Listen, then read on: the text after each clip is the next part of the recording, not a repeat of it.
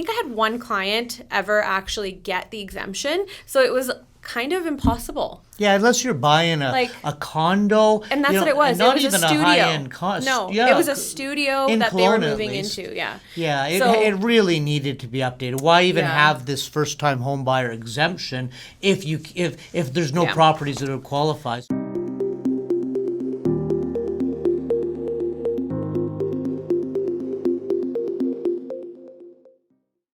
I'm Clay Williams. I'm a partner at FH&P Lawyers, and with me, as per usual, my usual sidekick, Tanvir Gill. Welcome, Tanvir. Thanks, Clay. So this is number 2 of our video, so we're still getting used to this. Yeah. And we've got a pretty neat topic today. We do.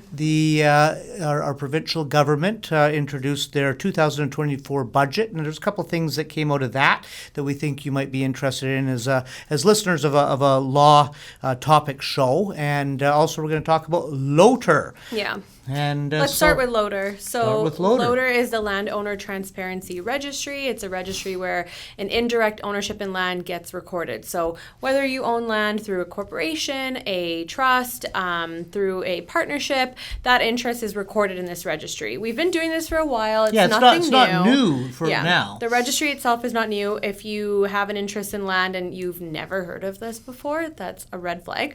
But it's been around for a while now. The change now is that it's free. So it was $5.25 to search, and it's searched in My LTSA, which is the same portal you use to search title. It's where you go to search Landowner Transparency Registry, and now the searches are free. So that's the new change. It's not free to register, though, is it? So what do you mean, like to record your ownership? To actually record your ownership. So when you come to see a lawyer is going to ask you about the beneficial ownership of a property, especially if you're dealing with a corporation or a trust. That still costs. Yeah, so we are charging clients to register. So the registration fees are not free. Those are still in existence. Yeah. But searching that registry for anyone's interest is now going to be free. So in practice, I could go onto the registry, put in Clay's name to see if he owns an interest in land through one of those entities or not. Yeah, that's new. So, in the past, you could go and own land using a whole bunch of different nominee companies, and it'd be very difficult to find out who actually owned those companies or controlled those companies and actually owned the land. Now it's kind of neat. I could put in Tanvir's name, and even if she had owned land through a bunch of different companies, it'll show up as which pieces of property she actually has a beneficial interest of. Clients always ask why, especially clients that are doing a lot of real estate transactions who never saw this registry before or never signed these papers previously.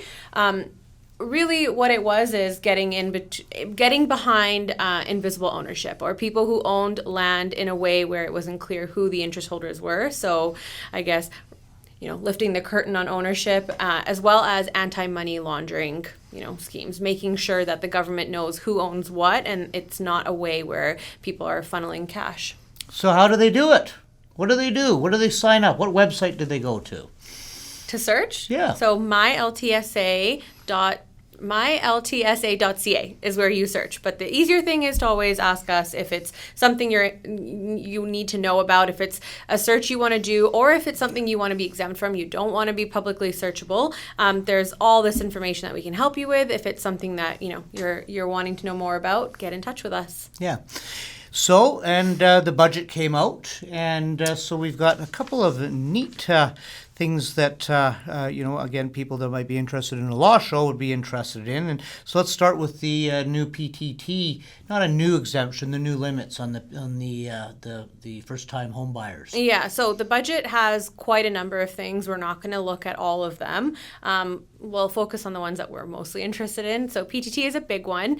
There was a first-time home buyer exemption that was always in place. I don't know, always. It's always been in place since I've been a lawyer. I don't know about when you... So long-standing first-time home buyer exemption. So there's been a change in that I think is great, because currently as a first-time home buyer, you are going to save property transfer tax if you're buying a property that's going to be your principal residence, and you have to meet a couple other requirements. But you will save the tax if you're buying something at around $500,000 anything over 525,000, you don't save the tax. So to me, this was impossible. I think in the last year, just with where prices were and how things were going, I think I had one client ever actually get the exemption. So it was kind of impossible. Yeah, unless you're buying a condo. And that's what it was. Not it was even a studio. high-end cost. No, yeah, it was a studio that Kelowna, they were moving into. Yeah. Yeah, it really needed to be updated. Why even have this first-time home buyer exemption if there's no properties that would qualify? So what's the new limit? So now before it was 500,000 and kind of reduced up to, what was it, 525? Yeah, so it was 500,000 you get no tax, and then there was a scale. So up to 525 you were getting a bit of an exemption. Up to 525 you're getting zero. So now it is a fair market value of 835,000.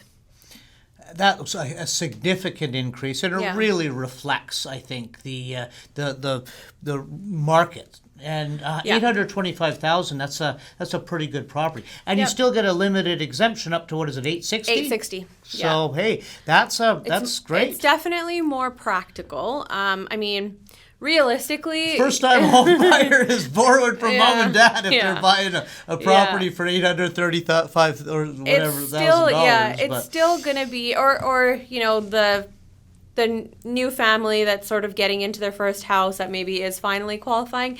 I could see where this is kind of difficult. I mean, just look back at the real estate deals we are generally doing now. It's still not great, but it's definitely more practical, I would say, for a first-time home buyer. I don't know if it's a detached home in Kelowna, but I mean it's a pretty nice townhouse. Yep. And the other change that's coming in that is, well needed, I would say, is the increase to the newly built home exemption. So currently, if you are buying a brand new home, and it's going to be your principal residence, and it is $750,000, you are saving tax. But I mean, a new home for $750,000 is not really happening. Oh, is it 750,000? So it's a different value for building than it is to. So if you're buying a brand new, I see. And now it's going to be for 1.1, and you're not going to save tax if it's over 1.15. So that's definitely a well-needed increase. Same thing though, it's not a huge ton of property that it's going to apply to, but it's better than what it was at 750. It's more realistic than what it was, Yeah. And remember, we're talking to you from Kelowna, which is a pretty hot market. I mean, there's a lot of the province where that probably would be more applicable. For sure. Yeah. And we have another one that will apply to some of our clients. It's not generally as well known, but purpose-built rental buildings. So if you're building something for long-term rentals, it's entirely for rental purposes and multi-unit. There is going to be exemptions you're saving there too. I won't get too into that one. It's pretty specific. So if you are somebody that's looking to buy and you have, questions about the exemptions now or what they're going to be come April, give us a call. I did want to just point out with the purpose-built rental, just to avoid a flood of calls here. I mean, it's not just building any old property for a rental. I think you have to have 4 units. Yeah, it has to be a minimum of 4 units. There's only a certain amount of people that would qualify for that. Yeah, that it applies to. But in any event. And then there's another interesting item that came out in the budget as well, and that was the flipping tax. The flipping tax is a big one. So now if you are going to be selling a residential property within 2 years of that purchase, you are going to be incurring a tax on that flip.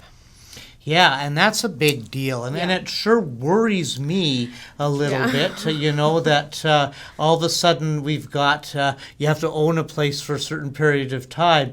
Does that mean, is that just the start of a capital gains tax? It worries me greatly. Yeah, so this one's coming into effect January 1st, 2025.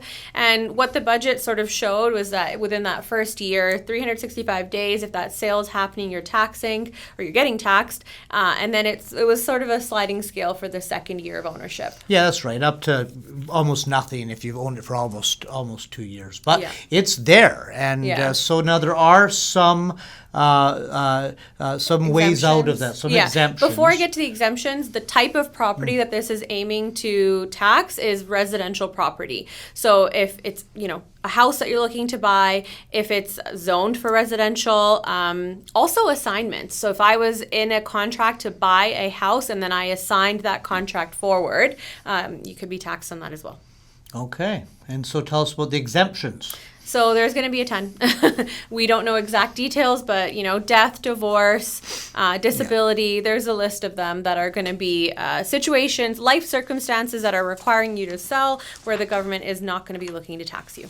Yeah, I got a little list here. Oh, you printed it. I did. So, divorce, death, disability or illness, relocation for work, involuntary job loss, change in household membership.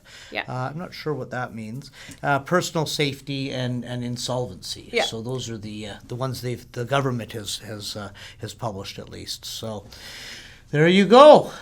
One thing that I read that's interesting is that it comes into effect in January, but it could also apply for property that you've acquired before the effective date. So if you've already purchased a property or you're looking to purchase property soon, that you were intending to sell and now you're not too sure exactly how this is going to apply, what the timeline looks like for you, what the tax looks like, it's really important to reach out to an accountant if you don't already have one. Also give us a call.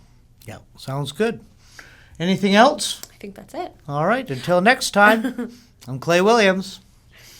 Tanvir, who are you? Oh, wait. Am I supposed to say my name? You are. Can we still cut? Yeah, right?